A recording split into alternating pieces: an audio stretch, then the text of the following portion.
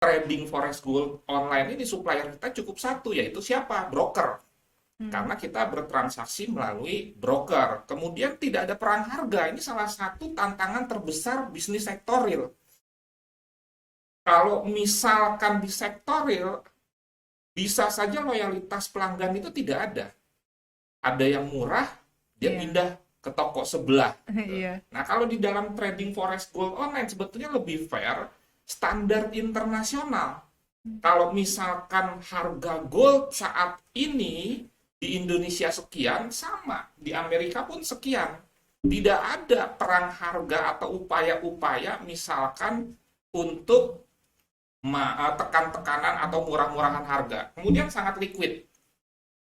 Ya, perputarannya itu sangat tinggi. Artinya kalau misalkan kita mau jual barang dengan harga sesuai dengan pasar, itu langsung tereksekusi.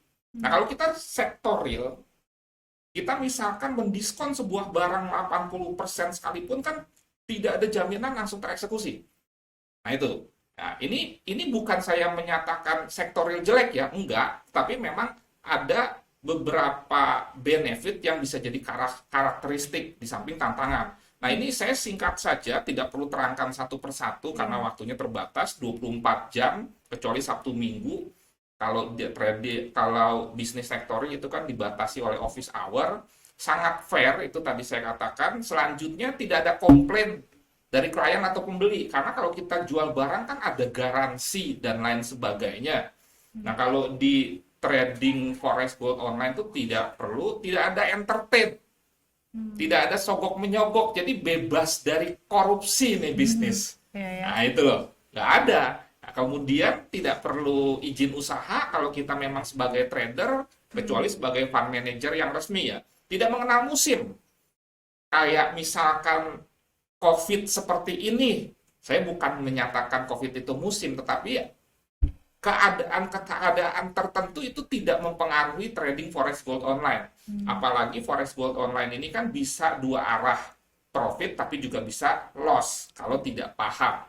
Jadi buat trader-trader forex gold online, WFH seperti saat ini tuh sudah biasa dan itu sudah dilakukan sejak sebelum ada wabah COVID ini. Kemudian ya tidak mengenal krisis ekonomi, investasi relatif kecil. Bisa umpamanya misalkan $1.000 umpama. Bisa ya. Kalau kita sektor real, mohon maaf dagang bakso aja, gerobaknya aja udah bisa 5 juta dan lain sebagainya gitu. Nah ini terhitung kecil ya. Kemudian banyak sekali kesempatan untuk mendapatkan profit. Nanti kalau kita belajar lebih teknis mengenai closing candle, nanti kita bisa cek, itu bisa mendapatkan profit. Kemudian modal tetap dalam bentuk uang. Tidak pindah bentuk misalkan jadi kontrak tempat, beri peralatan, tidak. Dan nilai investasinya adalah sejumlah equity itu. Jadi kalau misalkan nih, kita trading $1.000, kemudian berkembang jadi 1.200, atau misalkan berkurang jadi $800 karena ada alasan-alasan tertentu. Kemudian kita ingin butuh uang cash, kita bisa tarik dana tersebut. Nah itulah nilai uang kita. Jadi tidak jadi nol kalau memang bisa melakukan aktivitas trading dengan aman, nyaman, dan menguntungkan. Nah, kemudian ada daya ungkit. Nah, ini seperti pisau bermata dua.